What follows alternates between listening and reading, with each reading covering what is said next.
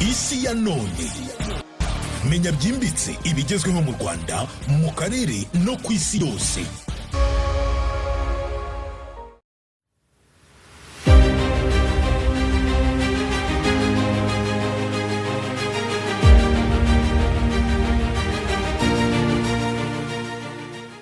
Tekereza uri mu bwato bunini bwa Leta Zunze Ubumwe za Amerika, hanyuma mu kanya gato utwato duto 20 cyangwa 30 tunarengaho duturutse impande n'impande zose tugatangira kukurasaho urufaya mu muvuduko udasanzwe utigeze ubona.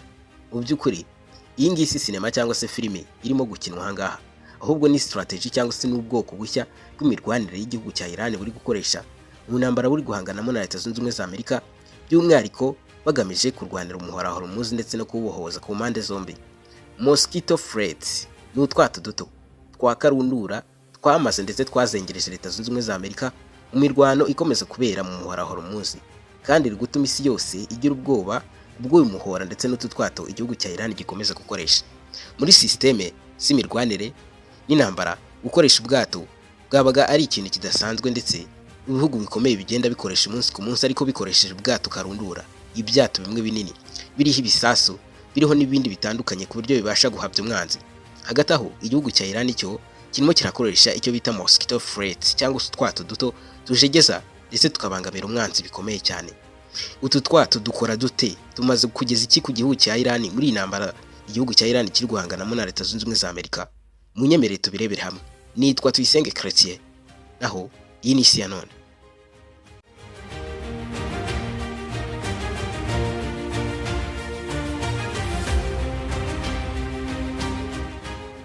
Umuhora Hormuz ni umuti wa peteroli y'isi. Turabizi twagezweho n'ingaruka zitandukanye zirimo ibura rya peteroli ndetse n'ibiyikomokaho, ibyo byose byatugezeho. Ntabwo kikiri ikintu cy'inkuru cyo kuvuga ko 20% byose bya peteroli binyuzwa muri uyu muhora, ariko ikibazo gikomeye ni iki: ni ahantu hafunganye cyane, bigoranye kuba ubwato bunini bwabasha kuhanyura mu buryo bworoshye ndetse bukabasha kuhakwirwa neza butarashwe n'umwanzi, kuko ibihugu byombi birimo kuharwanira. Leta Zunze Ubumwe za Amerika ndetse n'igihugu cya Israel bifatanyije mu guhangana n'igihugu cya Iran muri uyu muhora wa Hormuz. Iran ntiyubaka amato manini nka Leta Zunze Ubumwe za Amerika, ahubwo yubaka ubwato buto buto kandi ubwato bwinshi cyane. Ni utwato twinshi duteye nk'inzuki, twihuta cyane mu rwego rutigeze rubaho rw'akataraboneka. Dushobora gutwara misile, dutwara amashinigane zifashishwa mu kurasa umwanzi. Utu twato kandi twifashishwa mu gushyiraho mine mu mazi kugira ngo umwanzi ushobora kuza yiroha mu mazi atabizi mine zimuturikane. Kandi ikindi gikomeye, iyo duteye ari twinshi tubasha guhinduka nk'igisimba, tukamera nk'inzuki cyangwa se umuzinga w'imibu wibumbiye hamwe uteye ikintu kidasanzwe. Ni inzuki zigota umwanzi zikamubuza amahwemo.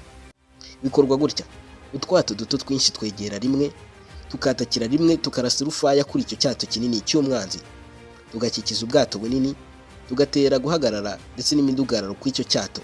Nubwo Leta Zunze Ubumwe za Amerika isanzwe ifite ubwato bukomeye kandi buzwi ikoranabuhanga, biragoye kurasa utwo twato duto, kuko ubashije no kurasa urasamo nka 5, ariko mu gihe utundi nka 45 tuba twakuzengereje. Ni ibintu bikomeje kugora Leta Zunze Ubumwe za Amerika, nubwo Perezida wa Leta Zunze Ubumwe za Amerika inshuro nyinshi yavuze ko yamaze kubonera umuti w'utu twato twakomeje kuzengereza igisirikare cya Leta Zunze Ubumwe za Amerika. Akavuga ko bitewe n'uko utu twato ari twinshi, biyemeje gukora bombe zibasha guhangana n'utu twato. Ibi byatumye amato ya Leta Zunze Ubumwe za Amerika ahora yiteguye intambara. Amato y'imizigo atinya kunyura muri uyu muhora wa Hormuz. Igiciro cya peteroli kigenda gihindagurika uko bwije n'uko bukeye. Hari naho Iran yigeze gufata cyangwa amato manini ya Leta Zunze Ubumwe za Amerika umunsi wose, nk'uko tubikesha ikinyamakuru The New York Times. Ibi byose byitwa asymmetric warfare, aho igihugu gito gikoresha amayeri adasanzwe yo gukoresha imbaraga nyinshi. Iran izi ko idashobora gutsinda Leta Zunze Ubumwe za Amerika na Israel mu buryo bworoshye, ndetse kandi ko byaba ari ibintu bidasanzwe, ariko ishobora gutuma Hormuz aba ahantu hateye ubwoba kubera utu twato ikoresha.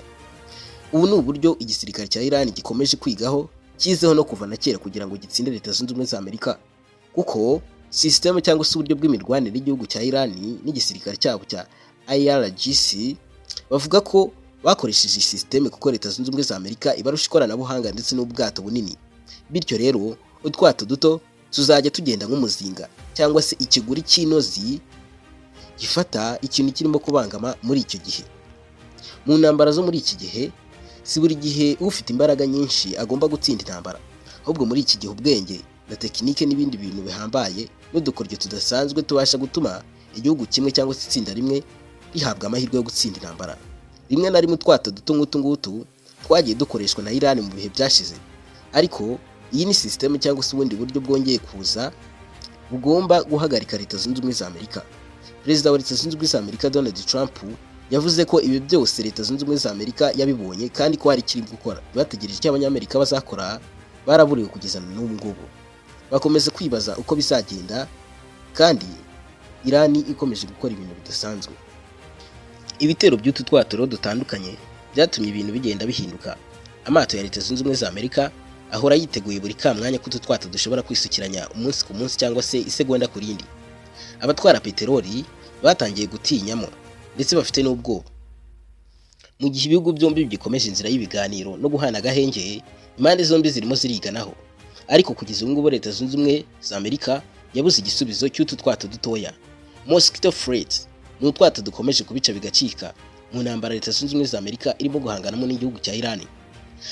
Ubudahangarwa bwa Leta Zunze Ubumwe za Amerika n'ubushongore n'ubukaka bwayo, ibi byose bigaragara nk'aho nta kintu bivuze imbere y'utu twato igihugu cya Iran kirimo gukoresha muri iki gihe. Ni amashiraniro hagati y'ibi bihugu byombi, ariko kubarana n'imibare hagati y'ibi bihugu byombi bikomeje kuba ishiraniro.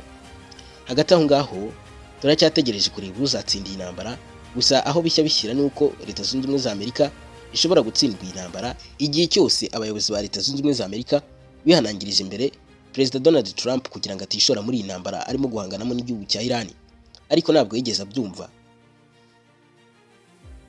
Bamwe rero babona ko rwose Leta Zunze Ubumwe za Amerika yinjiye muri iyi ntambara itabyiteguye neza, kugeza n'ubwo rero Iran yari yiteguye neza mu rwego rushimishije nk'urunguru rwo gukoresha utu twato n'ubundi bwoko cyangwa se n'izindi strategy zo kurwana kugira ngo ibashe kugera ku ntego yayo.